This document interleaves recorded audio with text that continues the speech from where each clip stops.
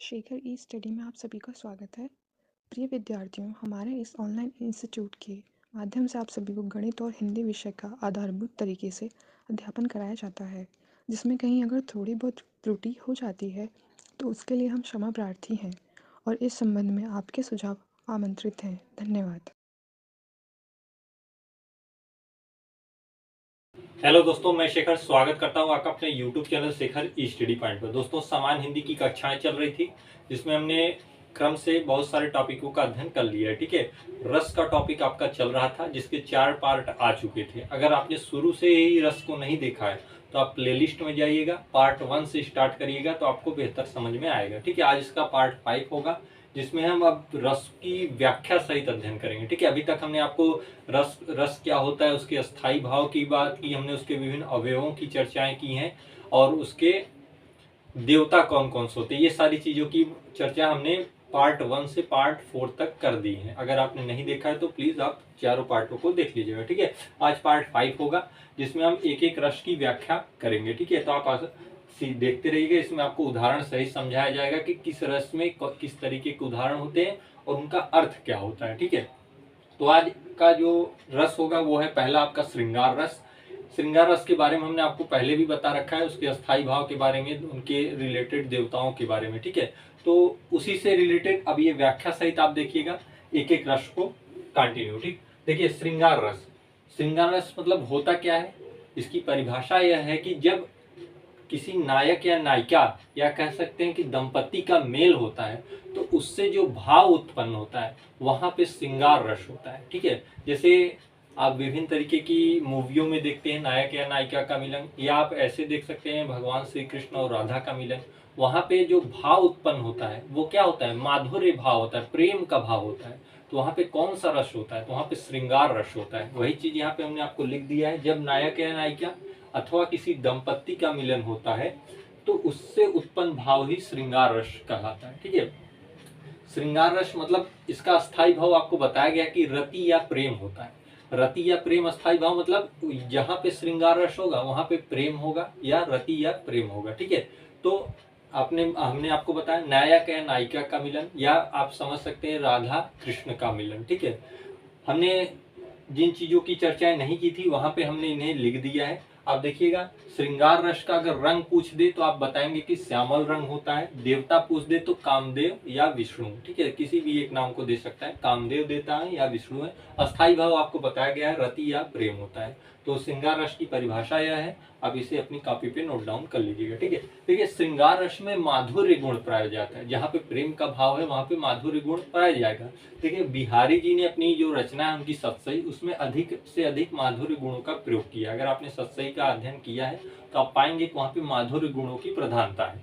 तो कभी कभी आपके एग्जाम में पूछ देता है कि श्रृंगार रस में कौन सा गुण पाया जाता है, श्रृंगार रस में माधुर्य गुण पाया जाता है। ठीक है, एक चीज और श्रृंगार रस से रिलेटेड पूछी जाती है कि श्रृंगार रस के विरोधी कवि कौन है, कौन से कवि हैं जो श्रृंगार रस के विरोध में रचनाएं की हैं। तो सुंदर दास जी श्रृंगार रस के विरोधी कवि कहलाए हैं। ठीक है, ये भी आपके एग्जाम में पूछा जा सकता है क्योंकि श्रृंगार रस मोस्ट इंपॉर्टेंट होता है। अधिकतर परीक्षाओं में यहाँ से प्रश्न आते हैं, रसों में श्रृंगार रस से प्रश्न अधिक आते हैं। तो आप जानते रहिएगा, श्रृंगार रस में माधुर्य गुण पाया जाता है।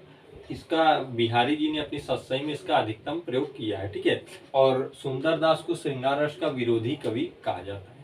तो श्रृंगार रस ये हुआ, उसका रंग आगे से पूछ दे तो श्यामल, देवता कामदेव या विष्णु, और स्थाई भाव रति या प्रेम। ठीक है, देखिए जो श्रृंगार रस में आपको महत्वपूर्ण देखना है वो श्रृंगार रस के भेद को देखना है, इसी से रिलेटेड आपको उदाहरणों को देखना है। तो श्रृंगार रस के कितने भेद हैं, तो श्रृंगार रस के 2 भेद हैं, संयोग श्रृंगार और वियोग श्रृंगार। अब हम देखेंगे कि संयोग श्रृंगार क्या होता है, इसकी परिभाषा देखेंगे, वियोग श्रृंगार क्या होता है और इससे रिलेटेड उदाहरणों को देखेंगे। ठीक है, तो आइए देखते हैं कि संयोग श्रृंगार क्या है। संयोग श्रृंगार, देखिए हमने श्रृंगार रस की भी परिभाषा इसी तरीके से आपको बताई थी। अब श्रृंगार रस का ही भाग संयोग श्रृंगार है तो यहाँ भी मिलन से ही रिलेटेड होगा। ठीक है, क्योंकि उसी का तो पार्ट है संयोग श्रृंगार, इसमें भी तो श्रृंगार ही जुड़ा है। तो देखिए नायक नायिका अथवा प्रेमी प्रेमिका के मिलन से जो भाव उत्पन्न होता है वहां पे संयोग श्रृंगार होता है, मतलब संयोग होता है। संयोग मतलब मिलन होता है। ठीक है, तो नायक नायिका या प्रेमी प्रेमिका आप कह सकते हैं, इनके मिलने से जो भाव उत्पन्न होता है वहां पे संयोग श्रृंगार होता है। ठीक है, अच्छा, इसे आप पहचानेंगे कैसे? संयुक्त श्रृंगार को पहचानने का तरीका देखिए, जो भी उदाहरण आपको दिया रहेगा उसमें मिलन का भाव होगा या निहारने का, मतलब आंखों से निहारने का भाव होगा। जैसे आपको कपल्स में देखा जाता है आलिंगन होगा, फूलों का खिलना मतलब प्रेम का भाव होगा, मजाक होगा, या स्वप्न, स्वप्न मतलब पॉजिटिव वाले स्वप्न। जैसे आप स्वप्न देख रहे हैं, आपको स्वप्न में किसी ने प्रपोज वगैरह कर दिया, इस तरीके का स्वप्न। स्वप्न निगेटिव भी होता है, लेकिन यहाँ पे आपको स्वप्न में पॉजिटिव सेंस ले रखना है, क्योंकि ये मिलन का, प्रेम का भाव है। प्रेम का भाव है तो श्रृंगार रस है, श्रृंगार रस में संयोग श्रृंगार है। संयोग श्रृंगार का मतलब जब भी आपको उदाहरण मिलेगा तो उसमें नायक और नायिका का मिलन इस तरीके का होगा, या प्रेमी प्रेमिका का मिलन होगा, तो वहां पे वो भाव संयोग के रूप में होगा, तो वहां पे संयोग श्रृंगार हो जाएगा। ठीक है, तो अगर उदाहरण दिया है और आपके विकल्प में केवल पूछा कौन सा रस है, तो आप श्रृंगार रस बताएंगे। अगर आपको उदाहरण में श्रृंगार रस न दे के देगा कि कौन सा श्रृंगार रस है, संयोग श्रृंगार है कि वियोग श्रृंगार, तो आप कहेंगे कि श्रृंगार रस में यह संयोग श्रृंगार का उदाहरण है। ठीक है, क्योंकि इसकी परिभाषा यह है कि यहाँ पे संयोग का अर्थात मिलन का भाव हो रहा है। ठीक है, और ऐसे शब्दों से, ऐसे भावार्थों से आपको पहचानना होगा कि मिलन का या निहारना मतलब नैन मटक्का या आलिंगन, फूलों का खिलना, मजाक या स्वप्न। स्वप्न मतलब पॉजिटिव वाले में। ठीक है, स्वप्न कई तरीके होते हैं, लेकिन यहाँ पॉजिटिव सेंस में लेंगे। ठीक है, उदाहरण देख लीजिए, आपको स्पष्ट समझ में आ जाएगा संयोग श्रृंगार का उदाहरण क्या है। अब देखिए, आप ये ना पूछिएगा कि सर श्रृंगार रस का उदाहरण नहीं बताए। भाई, श्रृंगार रस के ही भाग है संयोग और वियोग। आपको अब श्रृंगार रस में संयोग और वियोग को पढ़ना है, वही श्रृंगार रस है। ठीक है, तो उदाहरण आपको संयोग और श्रृंगार या वियोग श्रृंगार का मिलेगा, वही श्रृंगार रस होगा। ठीक है, ये आपके विकल्प पे निर्भर पड़ता है कि क्या पूछा है, श्रृंगार रस केवल पूछा है या श्रृंगार रस में कौन सा रस है, संयोग है कि वियोग, ये पूछा है। ठीक, देखिएगा उदाहरण में, पहला उदाहरण देखिएगा, दृग मिचहत मृग लोचनी भज्यो उलट भुज बात, जान गई थी नाथ के हाथ परस ही हाथ। ठीक है, ये क्या है, यहाँ पे देखिए एक दंपत्ति का मिलन बता रहा है। देखिए, मिचहत मतलब मूंदना होता है, मतलब आंखों का मूंदना। यहाँ पे देखिए लोचन वगैरह का शब्द दिया, अर्थात आंखों से रिलेटेड है, पति पत्नी के विषय में है। बात मतलब अंकवार होता है, अंकवार मतलब गोद लेने का एक तरीका होता है। ठीक है, जान गई ती, ती मतलब स्त्री होता है, मैंने लिखा नहीं, आप लिख लीजिएगा जहां पे आप लिखिएगा, ती मतलब स्त्री होता है। ठीक है, नाथ के हाथ, नाथ मतलब पति उसका, नाथ के हाथ परस ही हाथ। इसमें क्या है, मैंने यहाँ पे दिया ना, प्रेमी प्रेम का या नायक नायिका का मिलन हो रहा है या दंपत्ति का मिलन हो रहा है, तो वहां पे कौन सा रस होगा, संयोग श्रृंगार रस होगा। श्रृंगार में संयोग श्रृंगार। ठीक है, दृग मिचहत मृग लोचनी भज्यो उलट भुज बात, जान गई थी नाथ के हाथ परस ही हाथ। ठीक है, तो यहाँ पे संयोग का भाव आपको मिल रहा है, मिलन का भाव आ रहा है। ठीक है, तो इस जब आप अपनी कॉपी पे लिखिएगा तो इन शब्दों को जरूर लिख लीजिएगा ताकि आपको समझ में आए। आपको ये नहीं पूछेगा कि इस उदाहरण का आप अर्थ बताइए, आपसे यही पूछेगा कि इसमें कौन सा रस है। तो पहचानने का तरीका क्या है, इस तरीके के भाव आपको मिलेंगे। ठीक है, तो जैसे मिचाहत यहाँ पे हमने हिंदी में लिख दिया, इसका अर्थ मूंदना होता है, अंकवार मतलब गोद में लेना, जान गई थी मतलब स्त्री, नाथ मतलब पति उसका। तो इस तरीके के आप पहचान जाएंगे कि यहाँ पे अवश्य रूप से प्रेमी प्रेमिका या पति पत्नी के बारे में बात की गई है, उनके, ठीक है, मिलन के बारे में। दूसरा देखिए, ये उदाहरण काफी फेमस है, आपने कई जगह पढ़ा होगा। बतरस लालच लाल की मुरली धरी लुकाए, सौह करे भौहनी हंसे देन कहे नटी जाए। मतलब इसमें क्या है, इसमें भगवान कृष्ण के बाल लीला का वर्णन है।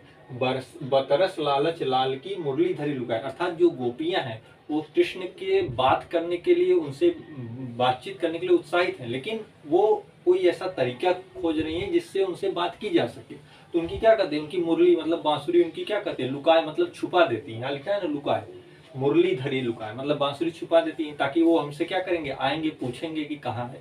तो इसमें क्या है, गोपियां क्या है, कृष्ण के प्रेम में दीवानी है। तो वही कहा गया कि बतरस लालच लाल की मुरली धरी लुकाए, सौ हरे भौहानी हंसे देन कहे नटी जाए। ठीक है, तो इसमें गोपियां जो है कृष्ण से बात करने की उत्सुक है। इसमें कौन सा रस होगा, तो यहाँ पे संयोग हो रहा है, क्योंकि वो क्या है, इस तरीके की संयोग की भावना है, वो कृष्ण से पास जाना चाहती है, उनसे बातें करना चाहती है। तो यहाँ पे कौन सा रस होगा, संयोग श्रृंगार होगा। वो उसके वो बहाना ढूंढ रही है, क्या कर रही है, मुरली उनकी छुपा दे रही है, अर्थात बांसुरी छुपा दे रही है। कृष्ण को बांसुरी से बहुत प्रेम था, वो उसे बजाते फिरते थे, तो वो क्या करेंगे, उसे आप ढूंढेंगे तो इनसे बात करेंगे, आप पूछेंगे तो इनको बात करने का मौका मिल जाएगा। ठीक है, तो यही था संयोग श्रृंगार। आप इन उदाहरणों को लिख लीजिएगा। वैसे बहुत सारे उदाहरण होते हैं, लेकिन आप जानते रहिए कि इस तरीके के भाव आएंगे तो श्रृंगार रस में संयोग श्रृंगार होगा। ठीक है, आइए दूसरा देखते हैं, वियोग श्रृंगार क्या है। वियोग श्रृंगार, ठीक है, देखिए संयोग आपने पढ़ लिया, वियोग में क्या है, शब्द से ही स्पष्ट है, वियोग मतलब अलगाव होगा, यहाँ पे बिछड़ना होगा। ठीक है, शब्द ही वियोग से है। तो श्रृंगार रस का जो दूसरा पार्ट था वह है वियोग श्रृंगार। ठीक है, जो उसके भेद में दूसरा पार्ट था वो वियोग श्रृंगार है। वियोग श्रृंगार क्या होता है, जहां नायक नायिका अथवा प्रेमी प्रेमिका का मिलन होना चाह रहा है लेकिन हो नहीं पा रहा है, अर्थात संभव नहीं हो पा रहा है मिलन। दोनों की चाह है मिलना, लेकिन वह मिल नहीं पा रहे हैं, संभव नहीं हो पा रहा है, वहां पे वियोग श्रृंगार होता है। मतलब अलगाव हो रहा है, वियोग हो जा रहा है। प्रेमी प्रेमिका हो या नायक नायिका हो, वे मिलना चाह रहे हैं लेकिन उनका मिलन नहीं हो पा रहा है, अर्थात क्या हो जा रहा है, बिछड़ना हो जा रहा है। तो वहां पे वियोग श्रृंगार होता है। देखिए यहाँ लिखा है, जहां नायक नायिका अथवा प्रेमी प्रेमिका का मिलन संभव नहीं हो पाता, मतलब संभव नहीं हो पाता, इसका मतलब मिलना तो चाह रहे हैं लेकिन मिल नहीं पा रहे हैं, तो वहां पे वियोग श्रृंगार होगा। ठीक है, श्रृंगार रस को आप बेहतर समझ पा रहे होंगे क्योंकि विभिन्न प्रकार की आपने मूवियाँ देखी हैं या आप अपने व्यक्तिगत रूप में भी देखेंगे, तो अपने जो विद्यालयों या स्कूलों में अध्ययन किया वहाँ पे आपको इस तरीके के रस की घटना बहुत मिली होगी, तो आप स्पष्ट समझ पा रहे होंगे। ठीक है, जहाँ नायक नायिका अथवा प्रेमी प्रेमिका का मिलन संभव नहीं हो पाता, वहाँ पे वियोग श्रृंगार होता है। ठीक है, अब पहचानेंगे कैसे, अगर आपके सामने वियोग श्रृंगार का उदाहरण आ गया तो आप कैसे पहचानेंगे कि वियोग श्रृंगार है। देखिएगा, वियोग श्रृंगार में बिछड़ना, तड़पना, विरह, बैरन, ठीक है, बैरन मिलने की उत्कंठा, बिसरना, ये सब भाव आएंगे। मतलब इस तरीके की भाव अगर आपको उदाहरणों में दिखते हैं तो वहां पे वियोग श्रृंगार होगा। ठीक है, तो बिछड़ना होगा या तड़पना होगा, ये क्या होता है, कपल्स में होता है। विरह, बैरन या नायक नायिका हो या दाम्पत्य हो, उन्हीं में ये होगा। ठीक है, मिलने की उत्कंठा, बिसरना। ठीक है, अब ऐसा नहीं कि ब्लड रिलेशन में न जाइएगा, वहां पे वात्सल्य रस हो जाएगा। ठीक है, ये नायक नायिका या प्रेमी प्रेमिका के सेंस में कही गई बातें हैं। ठीक है, तो उदाहरण देखिएगा, हालांकि आपने इस शब्दों से आप पहचान पाएंगे कि ये वियोग श्रृंगार है। आप जैसे उदाहरण देखेंगे आपको ऐसे शब्द मिल जाएंगे, वहां पे आपके दिमाग में ऐसी कहानियां घूमने लगेंगी कि हाँ वास्तव में यहाँ बिछड़ना हो रहा है, दोनों मिल नहीं पा रहे हैं, मिलना तो चाह रहे हैं। ठीक है, उदाहरण देखिएगा, तर झरसी ऊपर गिरी, कज्जल जल छिड़काए, पिए पाती बिन ही लिखी, बाँच विरह बलाई। यहाँ पे प्रेमिका जो है अपने प्रेमी को क्या संदेश भेजती है, भेजना चाह रही है या भेजती है। ठीक है, तो तर झरसी ऊपर गिरी, कज्जल झल छिड़काए, मतलब प्रेमिका की आंखों का काजल आंसू के माध्यम से उस पन्ने पर गिर पड़ता है।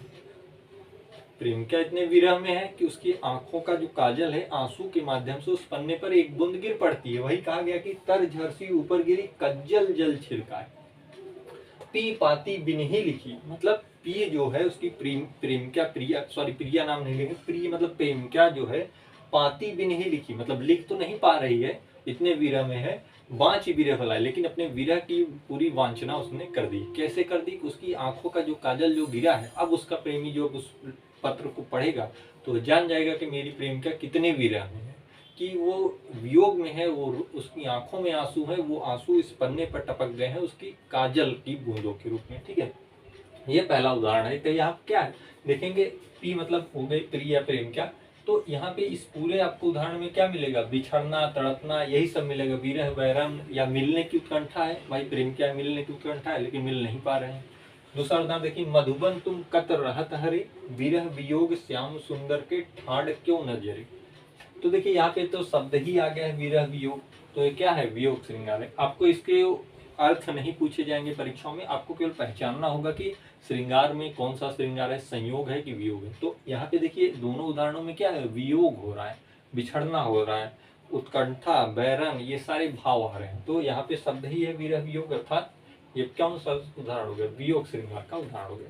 तो ये आपका पूरा श्रृंगार रस था, जिसमें आपने श्रृंगार रस की परिभाषा देखी, उससे रिलेटेड प्रश्नों को देखा, और जो जो प्रश्न बन सकते हैं, जैसे श्रृंगार रस में कौन सा गुण होता है, माधुर्य गुण होता है, उसके विरोधी कवि कौन से हैं, तो ये सारी चीजें आपसे पूछिए जा सकती हैं। और बहुत सारे जो प्रश्न आने की संभावना होती है वो इनके भेद से आता है कि कौन सा श्रृंगार है, संयोग श्रृंगार है कि वियोग श्रृंगार है। ठीक है, तो अब अगला रस होगा हास्य रस, जिसे हम अगले पार्ट में देखेंगे।